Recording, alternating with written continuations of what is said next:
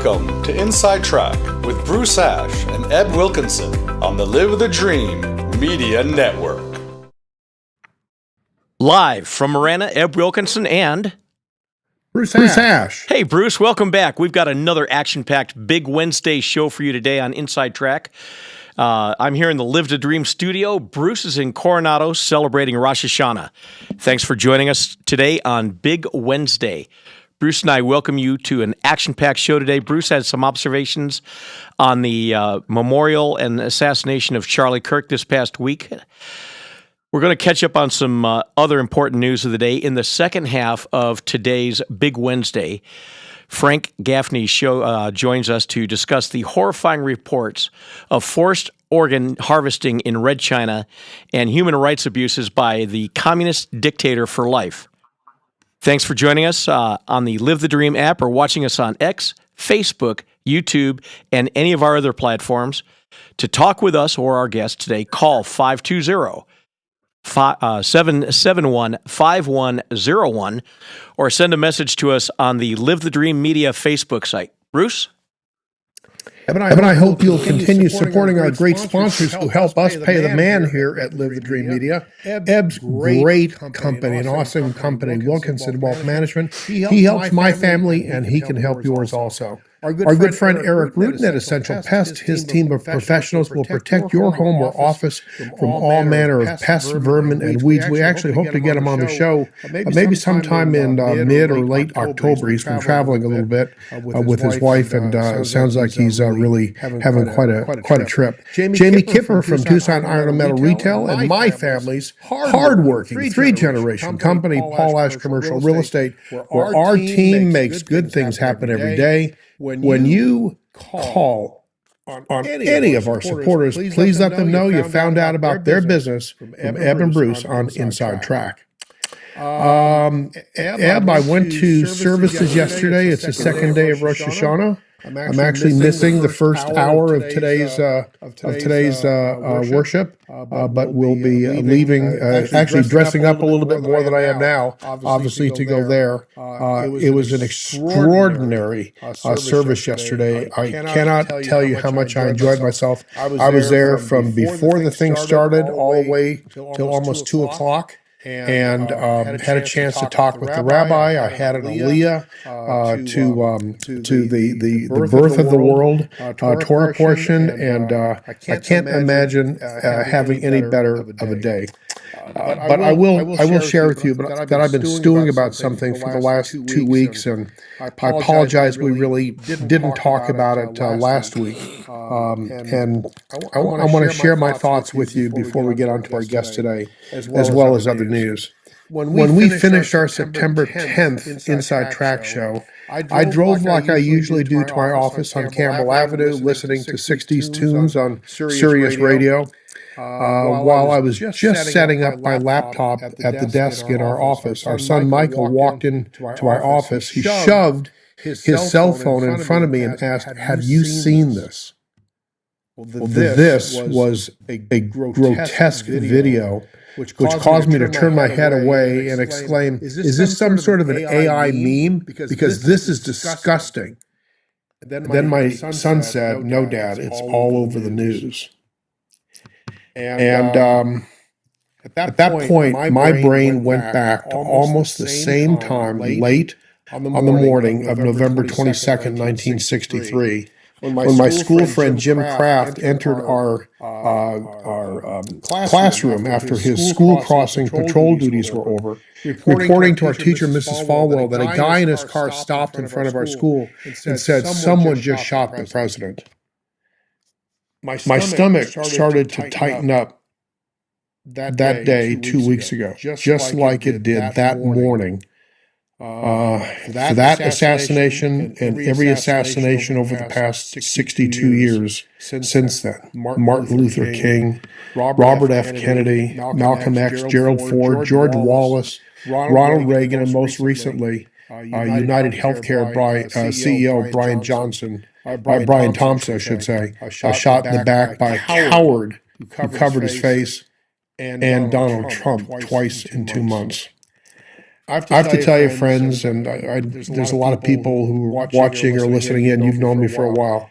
I'm still haunted by each of these events, but most of all, Kennedy's assassination because of Kennedy's energy and courage, which I admired as a kid of that generation. And like Reagan, who also stared into the eyes of our adversaries in a time of great crisis, and they blinked. Now millions here in America and around the world see Charlie Kirk as my generation once revered JFK, slain with a single shot by an angry young man. I met Charlie twice when I was serving at the RNC. At that time, he was in his early 20s with a big dream, absolutely no money, wearing those brown shoes, even with a dark suit, which I always thought was kind of funny. He had few followers, but he did have a very warm smile, a quick wit and drive to help make America's great again. I'll even share with you that many of us who met him in 2015 or so were probably more impressed by Candace Owens, but as she sort of got diverted and drifted away, Charlie blossomed into a voice for truth, for revival, and reconciliation. Faith, family, God. Charlie defined commitment to his ministry, up at 5 and worked until late at night, repeated every day. As Charlie's profile grew, so did his success, and he became the catalyst for a revival of a generation of particularly lost males, which he gave voice to, giving them the advice to work hard, get married, have children as he had done himself, and to find their faith and promise. And I will tell you, at yesterday's service, there were lots and lots of young men and their families there with their kids running around inside the service area. And these Orthodox Jews, they get the idea of getting married, having kids, working hard. At Charlie's celebration of life on Sunday, his wife Erica did not curse the assassin. And this is the amazing thing. She forgave him, as we all know. An incredible act at this unbelievable time of grief for her, the family, and turning point. Her words were an affirmation of her late husband's life, and very well said. Charlie knew the danger he faced when he walked into the lion's den on college campuses across the country. Charlie's style was much different than most conservatives. He was disarming while setting the truth straight, and a great listener. And there's not too many Republican politicians or Democrat politicians, for that matter, that are very good listeners. Obviously, 200 days on the road every year over the past decade, his influence grew organically amongst young men and women, and the byproduct was an amazing victory. He hasn't been doing this strictly for a Trump victory or for Republican victories. He wants an American victory, a faith victory. Charlie Kirk had the potential, perhaps, to become a great political force down the road, but we'll never know because we've lost him at age 31. He was martyred, and likely his influence on the world might be greater in death than his killer and the other haters who have tried to slander his life and legacy since his death. As we enter the Jewish high holidays, we talk about Hinaneh. I am here. That's what Hinaneh means in Hebrew. Charlie Kirk knew that prayer. He talked about it and he lived it in a short but impactful life. How many of us could lead such a purposeful life, standing in the breach as he did so bravely, like America's founders? Bruce, We're all Charlie Kirk. We are. I've got to tell you, whenever I had a chance to watch him on the internet, every time he walked into the campus, every time he was in front of somebody, he always said, bring the people that disagree up first. I want to talk with them. I want to hear what they have to say. They would start asking him a question, and he would in turn ask them questions, trying to refine and define what it is that they were saying. And in a lot of cases, they just shut down because they weren't really thinking, they were regurgitating. There's several times that he would say, no, put the phone down, look at me, tell me what you think. And that's where great leaders are made, is when they listen and say, no, tell me what you think, tell me what you believe. And when they came up with false information, he would say, no, fact check me on this. This is what it really says. This is what really happened. Not what you're saying. Go ahead and fact check me right now. And, they could not dispute what he said. Charlie, although he was not college educated, he took dozens of courses from Hillsdale. Yeah. And by the way, those courses are online. Those courses are free. I urge everybody, if you've not gone to the Hillsdale website and looked at the courses, do it. Everything from history to politics to religion. It is absolutely fascinating. The things that you're going to learn are just incredible. One of the things and I'd also recommend PragerU. And PragerU, absolutely. Many life lessons there as well. Absolutely. And one of the things that struck me about Charlie and his murder was out of Star Wars, Episode 4, which strangely enough was the first episode. Obi-Wan Kenobi, when he's in the fight with Darth Vader, says, if you strike me down, I shall become more powerful than you can possibly imagine. And Bruce, that's what happened.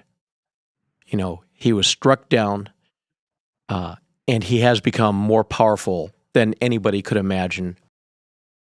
I'm not going to call them the Democrats. The left, the progressives are going crazy over this because they can't stop it. The outpouring, the number of chapters, they're now at like 40 or 50,000 new chapters for Turning Point that are being requested. This is a turning point in the history of this country.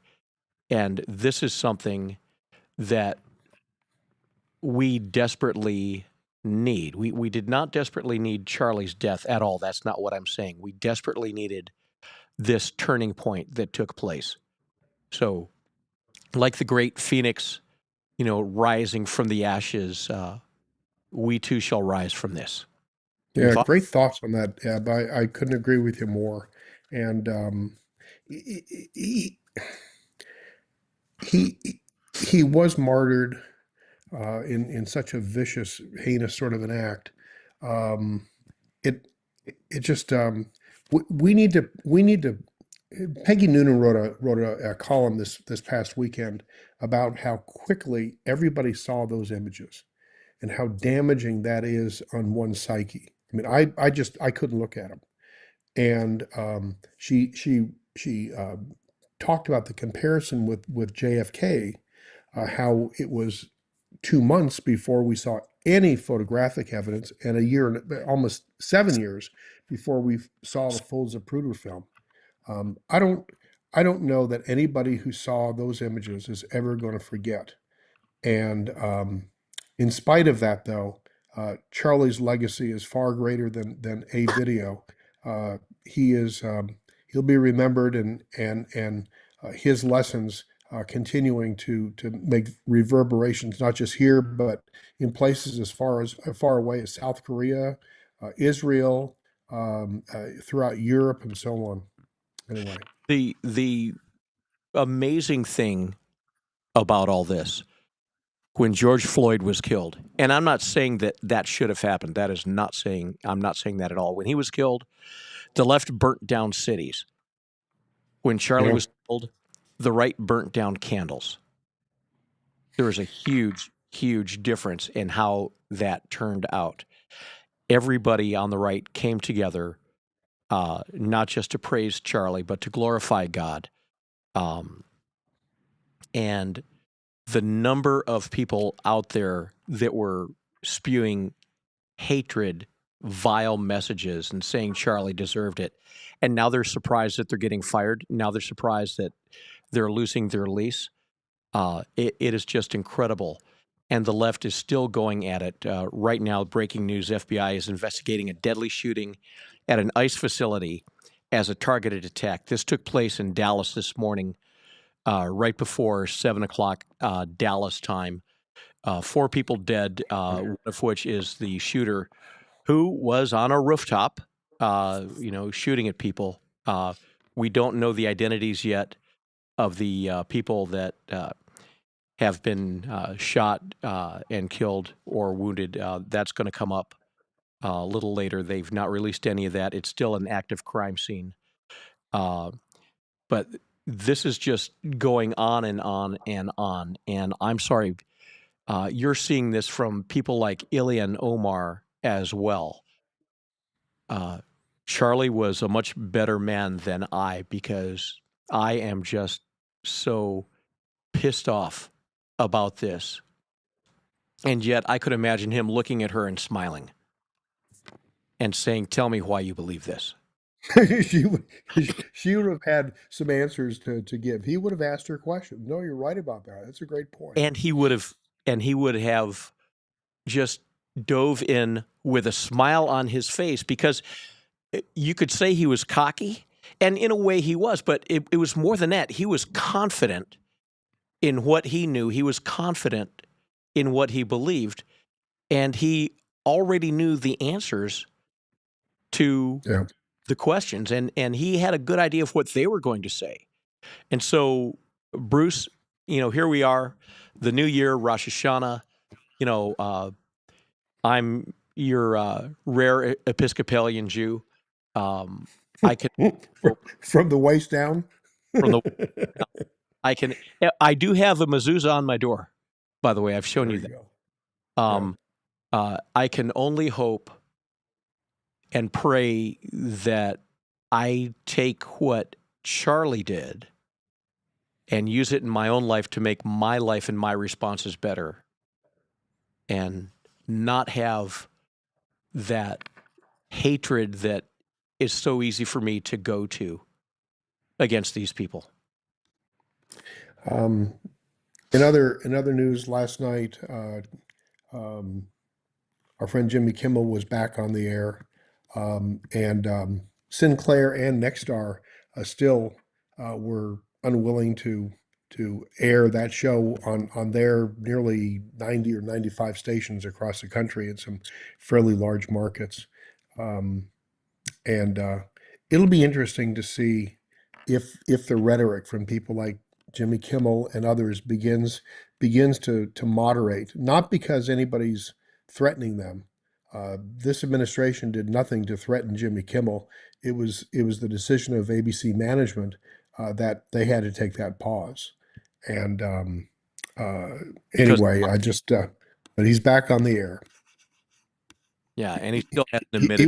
He wasn't exactly contrite at all, and in fact was whining that he has MAGA friends and I get threats too, and so on. Anyway, so Trump at the UN yesterday. Very hard on Putin. Very hard on our own allies. Yes. When you think about it, and he was right. Okay. I mean, the tough truth is, and I know that he has told him this, I believe he has told them this in private as well, is you can't buy your petroleum products from Russia if you're trying to help Ukraine win that war, because they're using all of that money that comes in, obviously, to fund the Russian war effort, along with their support from China and North Korea. And that may be one of the big things that come out of this. He also hit the UN pretty hard, and he's right. He was working on various peace deals since he came to office in January, Eb, and not a peep from the UN. The Secretary General, I understand, did have, after the president's speech, did have some compliments for Donald Trump, but rather than thanks or appreciation, it might have been better to have had the full force, whatever that might be, of the UN during the time that all of those negotiations were taking place. Why is it that all these countries, let's switch slightly on the UN. Why is it that all these countries, except for one, have gone to support a Palestinian state? Well, I was thinking that they were trying to set the stage for a UN General Assembly um, vote to take away Israel's membership at the UN. I'm not sure that that's going to happen. I hope it doesn't happen. Um, but I think that they're under pressure from their immigrant population, largely from the Middle East, a strong Muslim contingent that has come into those countries. And they are voting in elections, and they are creating, they're allowing their voice to be heard in the streets of their major cities and in the countrysides as well. And I think that they fear for their political future more than they pray for peace in the world. Yeah, just There's no two-state solution. I mean, that horse left the barn years ago, and the right. only people who are clinging to that are these softies in NATO countries, EU countries, who, for the reasons, pardon me, the reasons I just pointed out, are still singing off that prayer hymnal, and it just doesn't fly. And You and the sooner that Israel can take out the rest of the Hamas forces and get on with the next phase in that region, the better off the entire world's going to be. go back decades ago, December 7th, 1941, Pearl Harbor is attacked by the Japanese. The U.S. Then responds, and we go to war against Japan. Fast forward to October 7th, when Israel is attacked by Hamas, the same type of situation that we had in the U.S. And now Israel's being told, oh, no, you shouldn't go after Hamas. They should go and just clean them up completely until there is a total surrender there.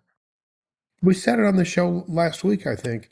If Mexico started lobbing mortar shells or artillery fire or drones or missiles, which all of which in the tens or hundreds of thousands have happened to Israel just in the last few years, much less the last 20 years. There's probably been hundreds of thousands of these devices that have been unleashed against Israel. There is not one person in America who would be saying, "Oh, we need to go easy on the country of Mexico." They would be asking for an unconditional surrender.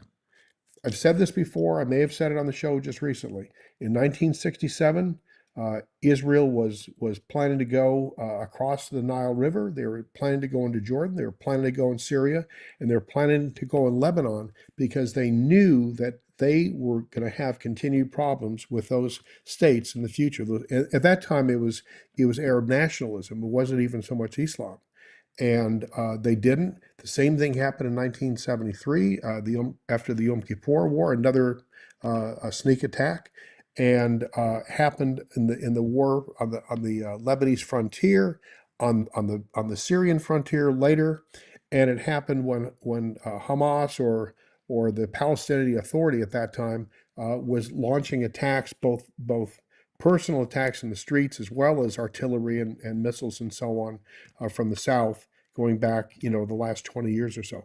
The United States and our allies in NATO and other countries who have a large Islamic population have all said, no, no, no, no, you can't defend yourself.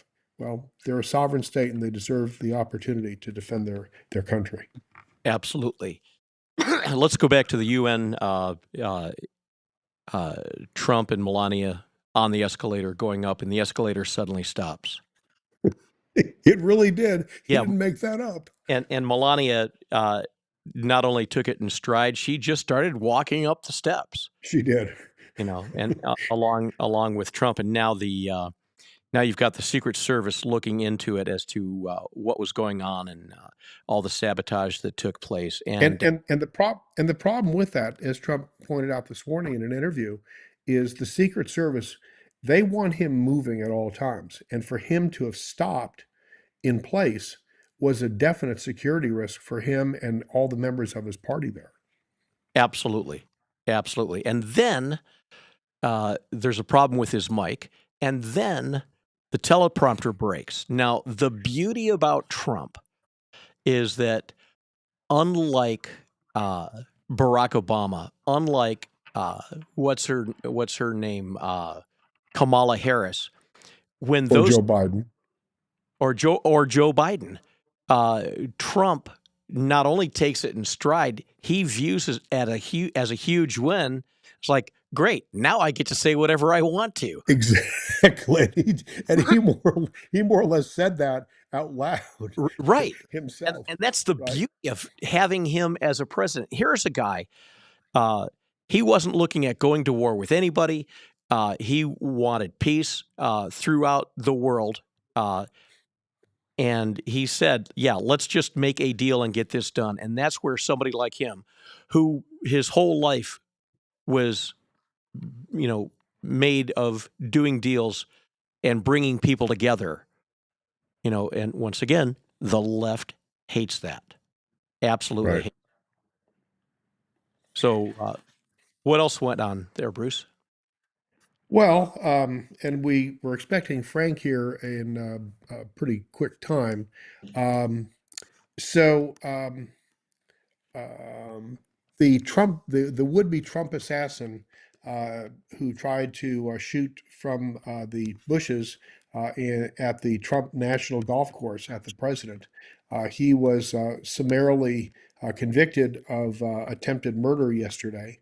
And I think we all know this guy's somewhat unbalanced, and he certainly proved it yesterday when, after the verdict came in, he took the pen from his desk in the courtroom and stabbed himself in his neck. He's still going to jail and probably going to be in a checkup from the neck up for the next several years. But that was really something yesterday. Do we have Frank on? We have on- Frank. All right, Frank's so Eb and Shay, let's go ahead and take a commercial break, and when we come back, we'll be with Frank Gaffney for the rest of the show today. Okay? hang in there, Frank. Will do. It's termite season. Hi, it's me.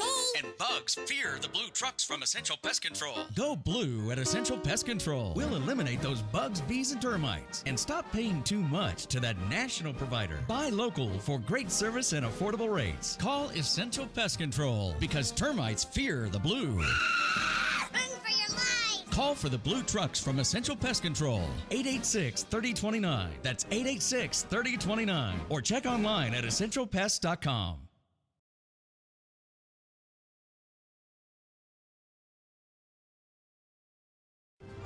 This is Eb Wilkinson with Wilkinson Wealth Management, where we manage money for gun owners. What does it mean to retire comfortably and remain comfortably retired? It means designing a plan that allows you to do the things you want to do, outpace inflation, and never run out of money in your lifetime. If you want to retire comfortably and remain comfortably retired, call me, Eb Wilkinson, at 777-1911. That's 777-1911 or WilkinsonWealthMGMT.com. I'm proud to welcome my good friends at Tucson Iron and Metal Retail to Inside Track as an advertiser. Jamie Kipper and her staff are conservation experts. They sell round and square steel tubing, metal plate and roofing materials, as well as new and used steel, aluminum, and stainless steel to ranchers, artists, interior designers, roofers, as well as you do-it-yourselfers out there. Tucson Iron and Metal Retail is open Monday through Fridays, 8 a.m. to 4:30 p.m., and Saturdays, 8 a.m. to noon. Tucson Iron and Steel Retail, 701 East 36th Street. Call 520-209-1576. That's 520-209-1576, or go to TucsonIronRetail.com. Come by and be sure to ask for Jamie. Tucson Iron and Steel Retail. This is what conservation and repurposing is all about. Welcome back to Inside Track with Bruce Ash on the Live the Dream Media Network. Now back to our show. Welcome back to Inside Track with Bruce and Eb. This portion of the program brought to you by my company, Wilkinson Wealth Management, where we help gun owners retire comfortably and remain comfortably retired. Call us today today at my office, 520-777-1911. That's 520-777. Go ahead. Thank you, Bruce. 1911. Also brought to you by Bruce Ash's 60-year-old commercial real estate company, Paul Ash Commercial Real Estate, where they make good things happen every day. We hope you'll also call on our friend Eric Ruden's great team at Essential Pest. You can rely on their pros. Call them at 886-3029 today to protect your home or business from all manner of pests and vermin. And finally, if you're looking for steel products for your home, business or ranch, or farm, call Jamie Kipper at Tucson Iron and Metal Surplus. They're Tucson's conservation specialists. Call them at 209-1576 or go to the yard at 701 East 36th Street. You will be amazed at their great products sold at wholesale prices. Bruce and I are pleased to welcome our next guest, Frank Gaffney, Vice Chairman of the Committee on Present Danger China. Hey, Frank, thanks for joining us. It's a privilege to be back with you guys. Thank you. Yeah, Bruce and I have noticed some growing concerns about forced organ harvesting taking place in China. Talk about this. Well, forced organ harvesting is a variation on the theme of organ harvesting. And that is a sort of variation on the business, which is a legitimate business in lots of countries, including ours, of finding donors to provide a properly matched heart, liver, eyeballs, kidney, whatever you name it. The problem is that when it becomes harvesting and when it is forced harvesting, it is a crime against humanity. And the Chinese are doing it on an epic, industrial scale. And they're doing it for profit as well as, to, frankly, get the twofer of disposing of what they perceive to be enemies of the state. And those can be Falun Gong. They're prized because they generally, are clean living people. They can be Uyghurs who are prized because they have halal organs. They haven't been eating pork and so on. But whatever the target set is, other political prisoners, for example, Christians, for example, what the Chinese Communist Party is doing is using the exquisite data that it has collected on all of its people to match prospective donees, whether they would be, people coming from the West, people who are attracted by the relatively low cost of these organs or the speed with which they can be obtained. Because after all, if you're just going to order one up, you don't have to wait the months, maybe even some cases years, to find the match that is the characteristic of voluntary donations of organs from people who put that in their living will, or because they've chosen to give one of kidney, for example, to a relative, what have you. This is the thing that is so troubling. It is the forced organ harvesting, that is emblematic of the nature of the Chinese Communist Party. It has murdered, by some estimates, 100 million of its own people. And that doesn't count, by the way, the 400, some say maybe even 500 million at this point, that they murdered in the womb as part of their population, limiting efforts, so-called one-child policy and the like. And I think the point here, gentlemen, is that if you reflect on what this idea that you can simply just go kill people and take their organs and sell them to somebody else, it's kind of just the way the Chinese roll with respect to human life. And think about this. If this is how they treat their own people, do we think they're going to treat us better if they have a chance to get their hands on us? So, Frank, you and I were talking last weekend about this. This is more than just matching a blood type with what they're doing, isn't it? Oh, yeah. DNA, tissue types, and all that. Yeah, it's more than that, for sure. So it's literally designer organ harvesting. Well, I think that's a good way to put it. Yeah, it's the ability on demand to have whatever your need is matched. And then there's this hot mic moment, which you probably are aware of, in which Xi Jinping and Vladimir Putin were caught discussing, when they didn't realize that they were being recorded, how they were going to live forever, because they would just continue to order up whatever they needed. As body parts started failing, boom, they get a new one.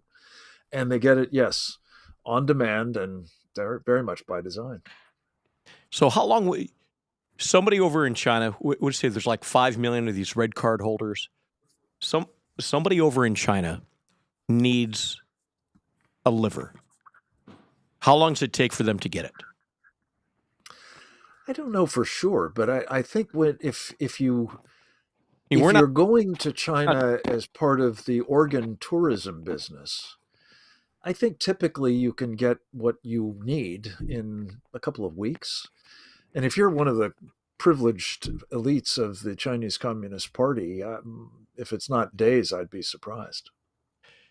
And so Xi Jinping and Vladimir Putin were talking, and Putin's talking about living forever. And I think Xi Jinping said, well, probably not forever, but maybe 150 years. Yeah. Look, why not forever? But, if 150 years would be bad enough if those guys are still around. But the other thing that I just wanted to say is that when you talk about practice, what makes it even more unspeakable and odious is that the way these organs are extracted, we're told frequently, is without anesthetics from live individuals, because that way you guarantee the freshness of the organ, and it doesn't have anesthetics or what have you in it.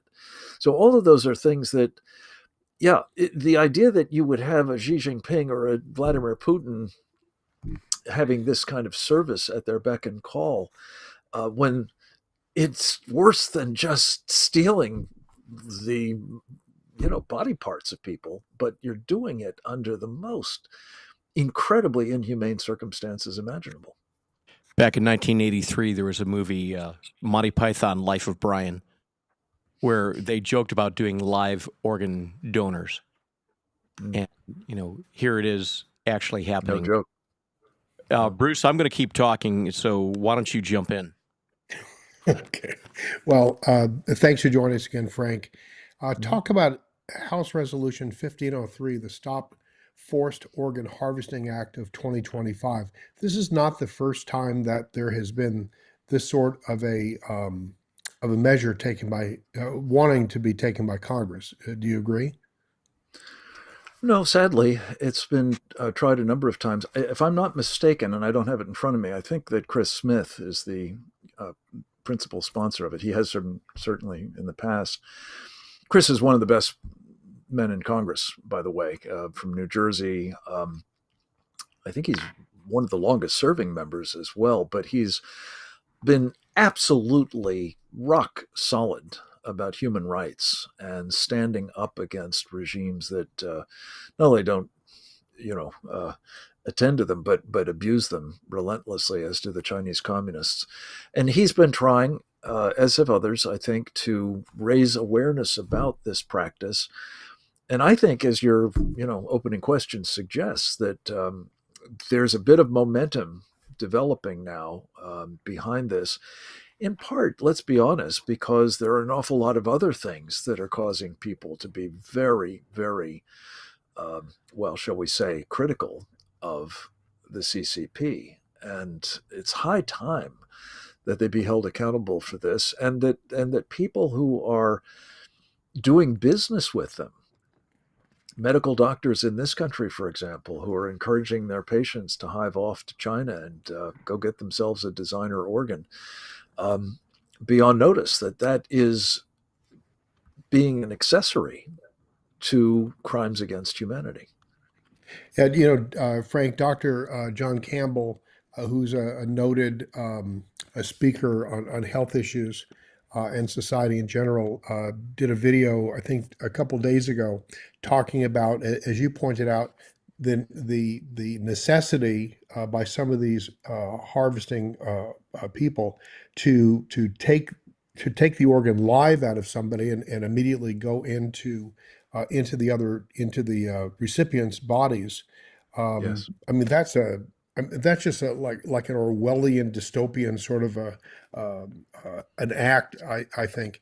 But with respect to this 150 years for Xi Jinping and Putin and maybe Kim Jong Un, who's in that group talking together on the hot mic, Dr. Dr. Campbell points out that there are very few things that might make a difference with somebody who's able to live 150 years.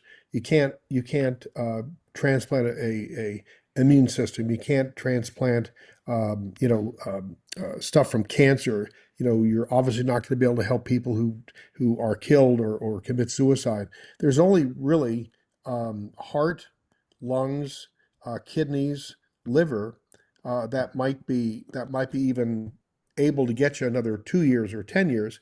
And like you said before, even if they had that donor implant, they have to be on drugs, anti-rejection drugs for the rest of their lives, which have other impacts when you're 80 or 90 years old, much less 123 years old, as was the oldest living person in history that's been recorded, right? Yeah. Well, look, I hope that the whole proposition is so unsavory that they won't actually indulge in it. But I put nothing past these people. They're absolutely murderous, and they are megalomaniacal to the point where they will presumably try to ensure not only that they live indefinitely, but that they rule that way as well. And just another point in all of this, to the extent that we're talking about Western enablers, or not just necessarily Western, Middle Eastern enablers for all of this as well, there has to be some accountability on their part. This is as I suggested about the medical practitioners who might be facilitating all of this. But in the end of the day, your desire to get your hands on a new liver because it might be the difference between, well, certainly the quality of life you have, if not life itself, and death. You still have to understand the price that is being paid by somebody, and that you are enabling the extraction of that terrible price. And I think that's part of what makes this kind of legislative initiative so urgently needed. We need to make sure that people understand, in this country especially, that this is a crime against humanity that is being now enabled by us, but also that our implication in it is I think really a black mark against us as a society as well, if it is allowed to persist. Frank, can I go back? I'm going to turn you over to Deb again in a second, but before we do that, go back to your statement that perhaps 500 million babies have been killed in abortions in China. Yeah. That is a monstrous number, It is. and and the Catholic Church there is under stress and pressure by the Chinese government. That is, I mean, that is just overwhelming. I mean, I didn't even know how to process that. Well, I'm glad you've come back to it. I'm speculating. My friend Reggie Littlejohn, who Eb knows well, estimated it's at 500 million. She's been working on this forever.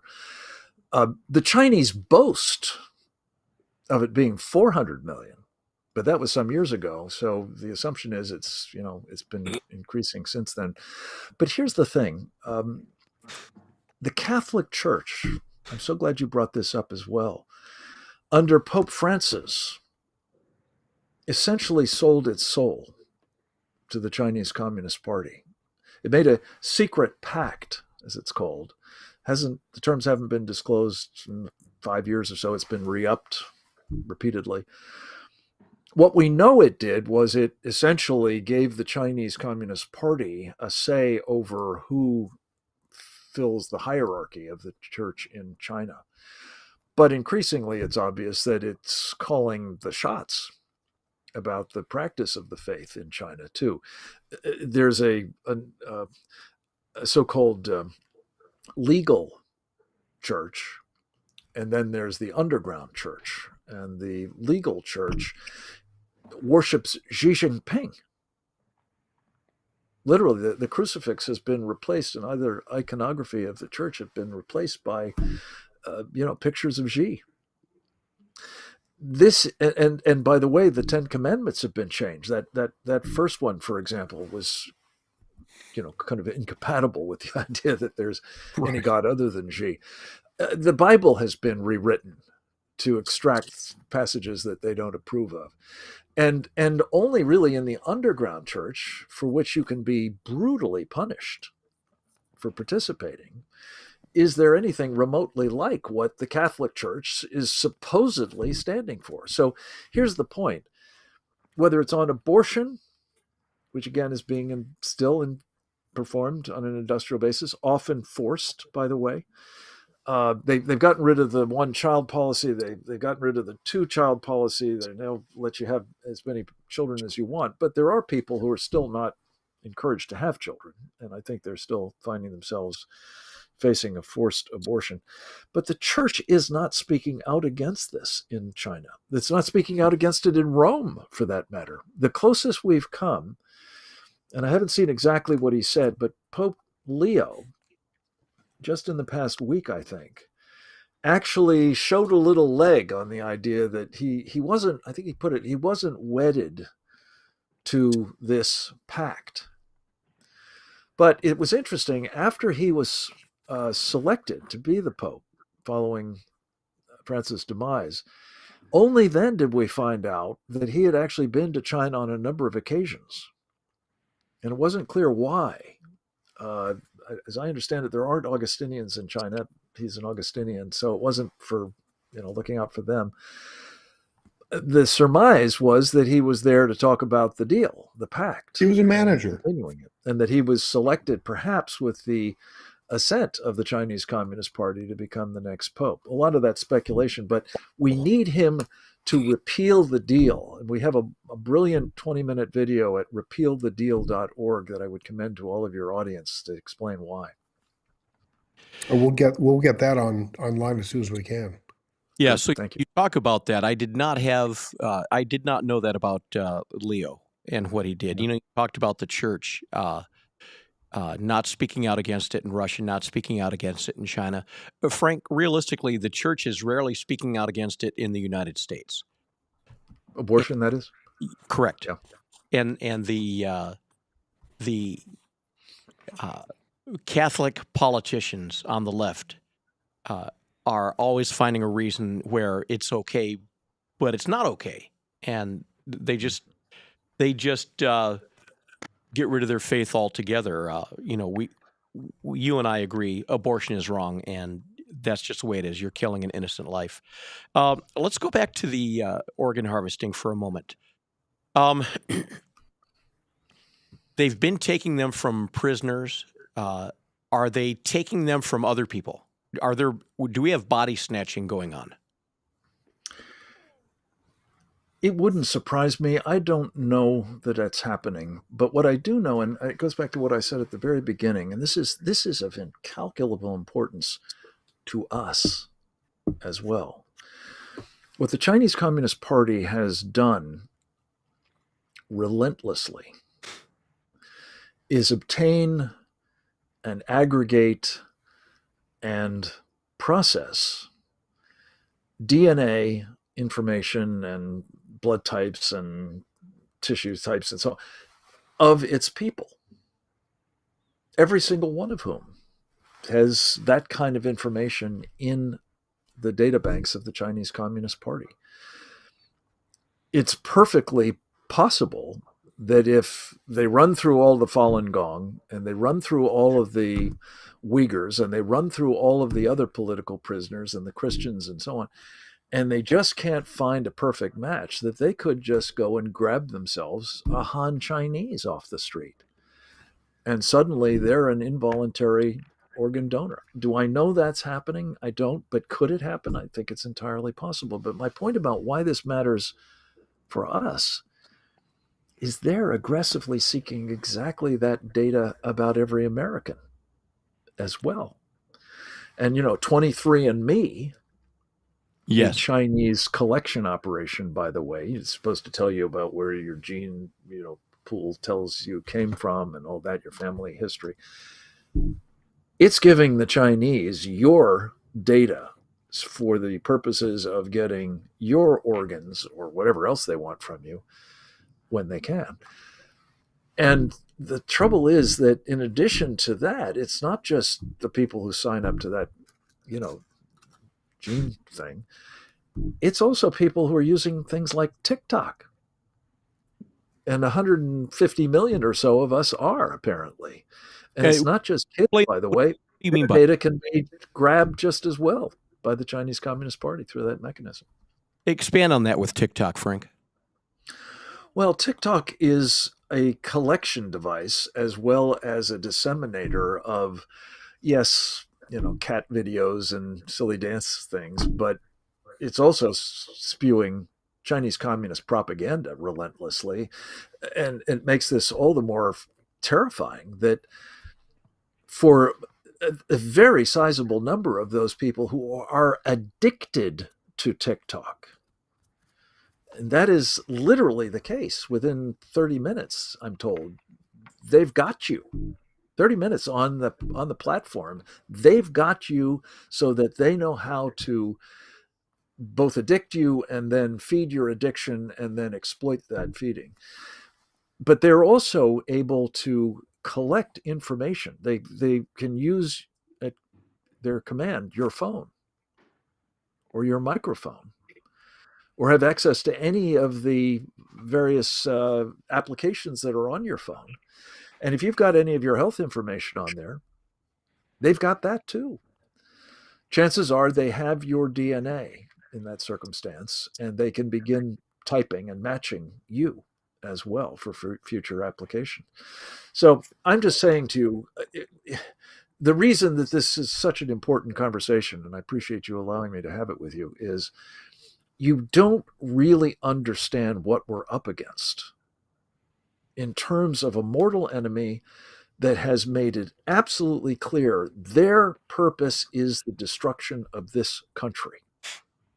Wow. But this organ harvesting is a prism with which to get some, very important insight into just how dangerous these people, not the Chinese people.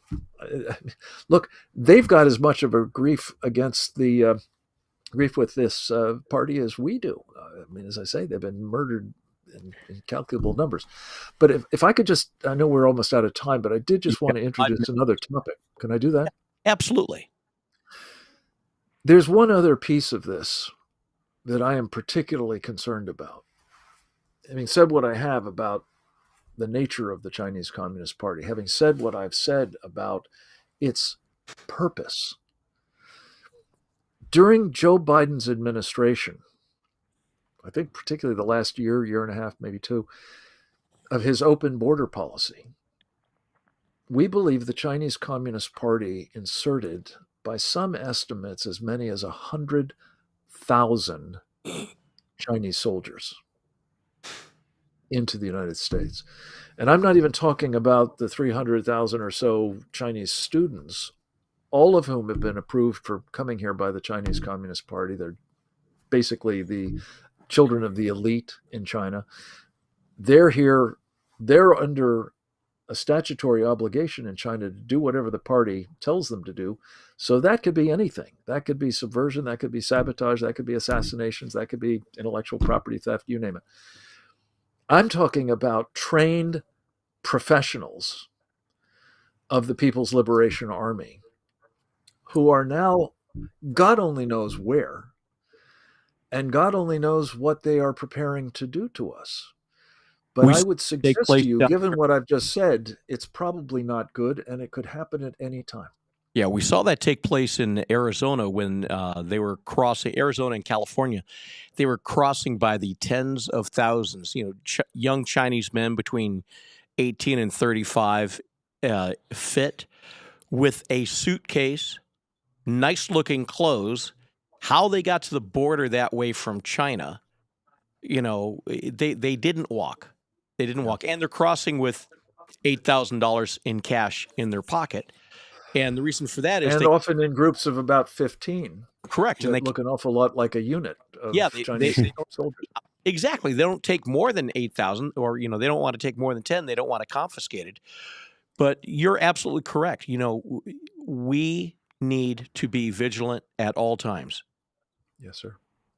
So, well, Frank, if I could add just to that point quickly, what we need to do is to acquaint the American people with this reality, because we need their help. I think of it as sort of crowdsourcing to figure out, where are these guys? There's no way that the tiny number of FBI counterintelligence operatives are up to this job. I mean, the 300,000 students alone, you couldn't possibly do, let alone 100,000, maybe more, of these Chinese soldiers that are operating covertly.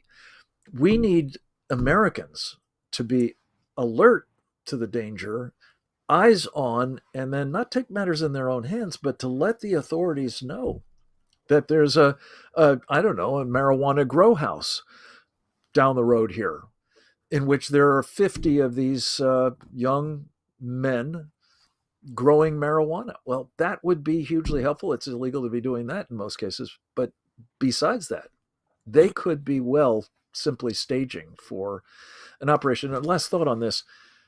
Remember what 19 amateurs did to this country on 9/11? Absolutely. Imagine 1,000 killers, trained professionals, military personnel, to say nothing of 100 times that number. It's not a pretty picture, and we've got to be about rolling it up right now. In fact, I just had a very interesting interview of my own on our Securing America show with Trevor Loudon, who's one of our best guys on this whole problem of the enemy within. And he pointed out that what you can possibly do, and as did actually another very good guest of mine, Colonel Grant Newsom, if you haven't had either of these guys on, I strongly recommend them. They basically said, look, if you want to possibly prevent, at the very least, disturb the plan that Xi Jinping has for these guys, start lighting them up, rolling them up, sending them out. And that's what we've got to be about right now. Bruce? Yeah, Frank, two questions. One, a real quick answer. TikTok looks like is going to get sold to Larry Ellison and a couple of other American partners. Do you believe that this new management and ownership team are going to roll back some of the information and the bad deeds since the thing has been in Chinese hands? And number two, I go online to find out about your organization, and what I don't find is actually the real information that comes out from you, except like 5 or 6 or 8 pages down the road. All I see for those first 4, 5, 6, 7 pages are things that slam you and slam the organization and slam everything that you start with. Is that coming from China? Let me start about the TikTok first. I have no idea exactly what the beneficial effects of this arrangement are going to be, because I don't understand what the terms are. If the Chinese are still involved in any way, it's not. I don't think either way. Frankly, it's a question of whether they're going to roll back the bad deeds that have already been done. It's a question of, will more bad deeds be done in the future? And if the Chinese are in the mix, whether it's their algorithm or they collect some of the data or they are involved in the program, whatever, it's not going to be helpful going forward, I don't think. I'm assuming that the plan is to prevent that from happening, but I just don't know. And it worries me sick, honestly, that we're continuing to do this. A friend made the point that the Indian government got rid of TikTok in 3 days over a border incident. We've allowed this thing to operate for years after we started saying this is incompatible with the national security of the United States. And the prospect that it might continue still to operate is, I find, just unconscionable. I think it's actually against the law, too, for that matter. But to your second point, I'm not sure which organization you're looking for. I ran the Center for Security Policy for many years, founded it back in 1988. And you're right. We were subjected to a cancellation campaign. I'd like to say that we were canceled before canceled was a thing. But that organization is probably still, I think it's still on the front page of Google searches, but it's not the first one you come to. Usually it's the Southern Poverty Law Center or it's the Council on American Islamic Relations. I think the Chinese communists are probably behind most everything. They certainly work closely with the other team, the jihadis, all of whom have got their beef with me personally and with the organizations I run. These days, I'm with the Institute for the American Future, and I haven't looked for how we turn up there, or whether the Southern Poverty Law Center is, onto us there or not. Probably are. But the main thing is, I've been encouraged by people who know the nature of our enemies, whether it's the Southern Poverty Law Center, a despicable organization that has been, a fundraising mill for disreputable people for several decades now, right, and has made its money by hating people, even as it documents in its way the people it claims are haters, including yours truly. But there's also these jihadists with whom they work. There's also the communists for whom they work. And they're all the kind of people that I'm proud to say vilify me, because that is, in fact, I think, the best evidence that people who have a lick of sense about them need to know that I'm an American patriot. I have worked my entire professional life on behalf of the national security of this country, in government and out. And I am determined to honor the oath that I took repeatedly before God is my witness, to support and defend the Constitution of the United States against all enemies, foreign and domestic. Frank Gaffney, thank you so much for joining us. Tell us how we can find more about the committee. Where do we go online? The committee is one of 5 of what I call the Special Forces in the War of Ideas teams that we sponsor at the Institute for the American Future. That can be found at usfuture.org. You can click through to each of the websites. They're all terrific outfits. The presentdangerchina.org is the specific one for the Committee on the Present Danger China. Perfect. Thanks for joining us, Frank. All of our Inside Track podcasts are available on Live the Dream Media's Facebook page, YouTube, Spotify, Instagram, and X. Thanks for joining us today on Inside Track. Until next Wednesday, when we return with retired U.S. Navy Captain Bob Wells and City Council candidate Jay Tolkoff. Visit us. This is Eb Wilkinson. and Bruce Ash. Be sure to join us again here in 167 hours.